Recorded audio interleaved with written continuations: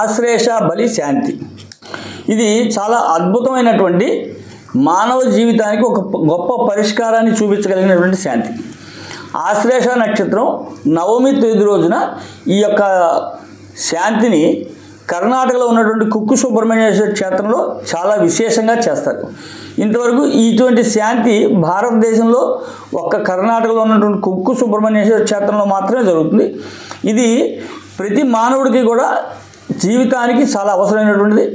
ఎందుకంటే కుజుడు, రాహువు, కేతు ఈ సర్పకారక గ్రహాలు ఏవైతే ఉన్నాయో వాటి యొక్క దోషం వలన వివాహం లేట్ అవటం, సంతానం లేట్ అవటం, సంతానం కలకపోవటం, కలిగిన సంతానం కూడా గర్భాలు విచ్ఛిన్నం అవుతుండటం, ఇట్లా భార్యాభర్తల మధ్య అన్యోన్యత తగ్గువటం, ఇటువంటి దోషాలన్నిటికీ కూడా గొప్ప పరిష్కారం ఏంటంటే ఈ ఆశ్లేష బలి శాంతి.